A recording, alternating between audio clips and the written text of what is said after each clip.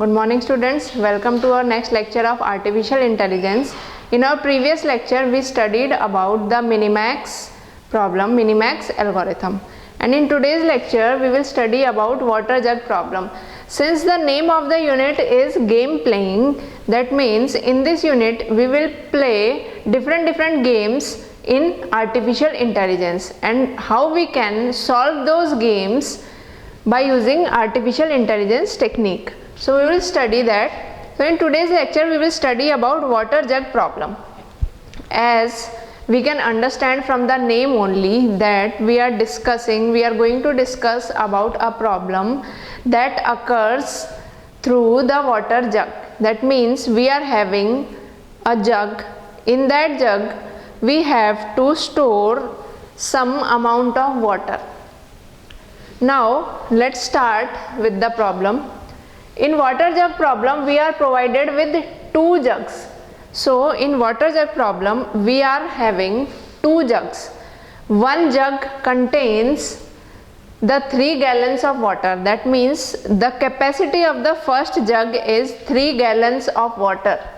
The capacity of the first jug is 3 gallons of water and the capacity of the second jug is 4 gallons of water. That means we are having two jugs. First jug having the capacity to hold 3 gallons of water and second jug have the capacity to hold 4 gallons of water. Now after that there is no other measuring equipment available. Apart from these two jugs, that means after having these two jugs of capacity 3 gallons and 4 gallons respectively, we do not have any other measuring equipment to measure the volume of water. So always keep this thing in mind. We are having only these two jugs, that means first jug with 3 gallons of water capacity and second jug with 4 gallons of water capacity. Apart from both these jugs we do not have any other measuring equipment. And the other thing that we will always keep in mind is that the jugs also do not have any measuring or marking on them. That means jugs that both jugs that we are having, both of that jugs we do not contain any of the markings or any of the measuring scales on them, because with the help of measuring scale we can easily measure the water which we want to store in that. But the irony is we are having two jugs, one with 3 gallons of water capacity and other with 4 gallons of water capacity, but we are not having any measurings or markings on those jugs. Now the problem is the agent's task. That means our task is to fill the 4 gallon jug with 2 gallons of water. Now the main problem of the agent, of the programmer, is that we have to fill the 4 gallons of jug with 2 gallons of water. Okay, the problem is we have to fill the 4 gallon jug with 2 gallons of water. This is the main problem. So to solve this problem we can just use both these jugs with 3 gallons of water and 4 gallons of water capacities respectively. No other measuring equipment is available. So we will study this problem, and this problem, for solving this problem we are given a certain set of rules. Or we can also say that the production rules. So we will apply all these 10 rules to solve our water jug problem. So for solving water jug problem we are initially having both the jugs as empty. We are taking both the jugs initially as empty. So the initial condition of both the jugs is 0 gallons of water. That means both the jugs are empty and do not contain any water in them. So We will study these rules. After studying these rules, we will try to solve the water jug problem by applying all these rules. So let's start with the rules. In this rules table, we are having the columns. First is initial state, which will describe the initial state. Then the condition. Condition means the condition between the 3-gallon jug and the 4-gallon jug. Then the final state. Final state means final state will denote the state of the jug after filling or after removing the water from both the jugs. And after that, description of action taken. This column gives us the description of what action we have taken according to the condition and the final state. So let's start. Initial state will always denote the values of x and y. Here, now first discuss the x and the y value. Here x denotes, always keep this thing in mind, x denotes the 4-gallon jug and y denotes the 3-gallon jug. So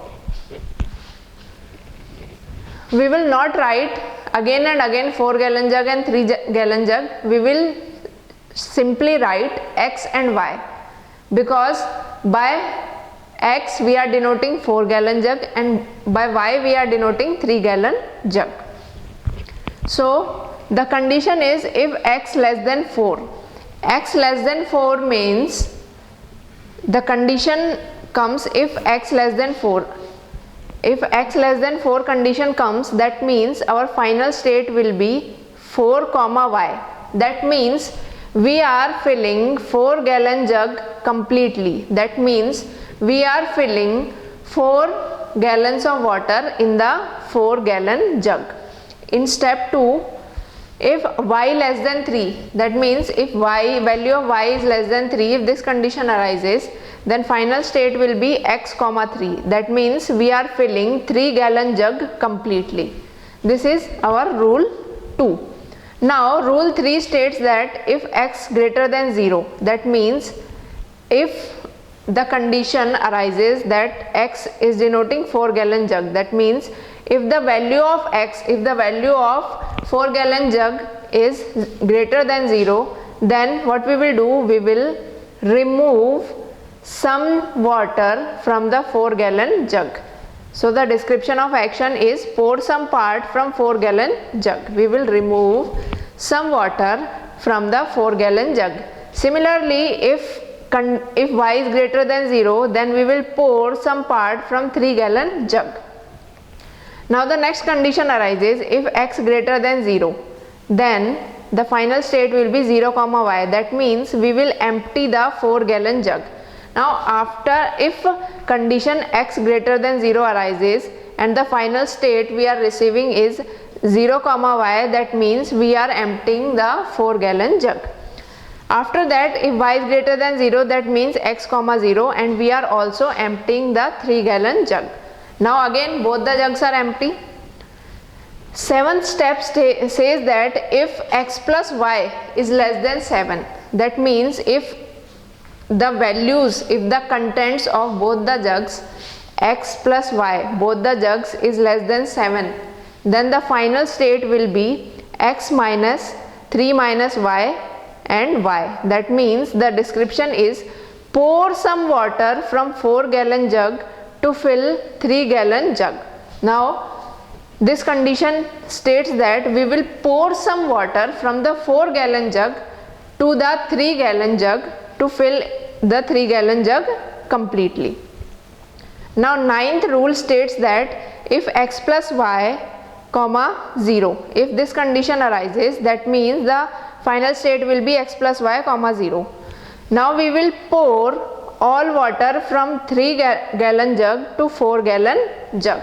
Now in step 8, what we did, we poured some water from the 4-gallon jug to the 3-gallon jug. And in step 9, what we are doing, we are again filling the water from 3-gallon jug to the 4-gallon jug. And the last rule states that if x plus y is less than 3, if contents of both the jugs is less than 3, then our final state will be 0 comma x plus y. That means we will pour all water from the 4-gallon jug to the 3-gallon jug. So these are the rules, and using these rules we will solve the water jug problem. So coming to the solution of water jug problem, we will solve the water jug problem by applying these rules, by applying these production rules to solve the water jug problem. Now in the solution of water jug problem, we are having 3 columns. First column contains the 4-gallon jug contents, second column contains the 3-gallon jug contents, and the third column will describe the rule which we applied to solve the water jug problem.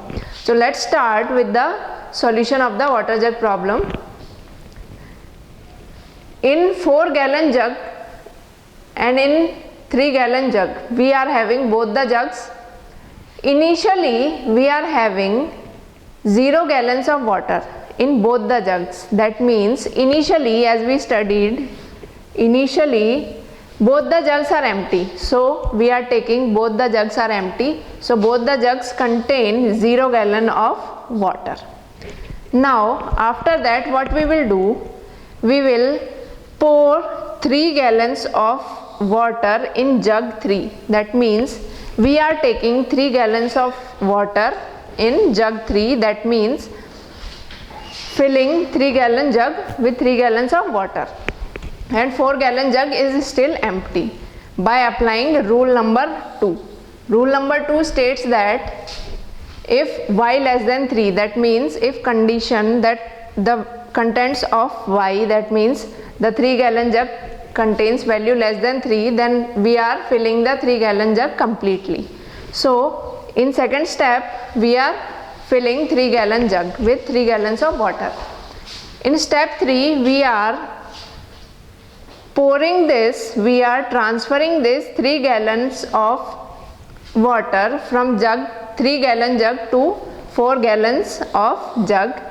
So that 3-gallon water will be transferred to 4-gallon jug by applying rule number 9. After that, we will again fill the 3-gallon jug with 3 gallons of water.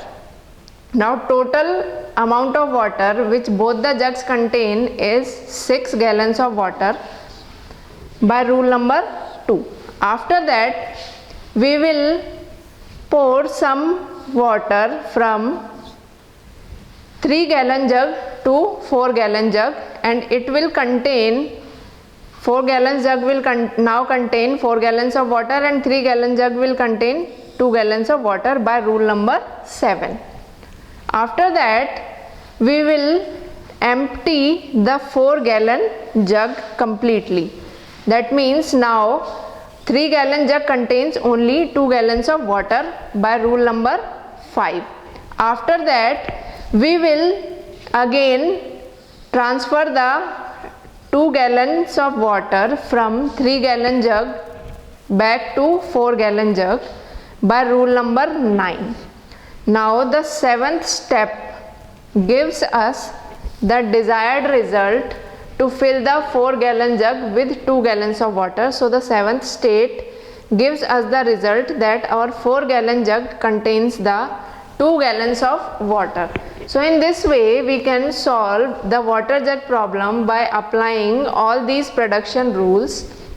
I hope you all have understood. Thank you very much.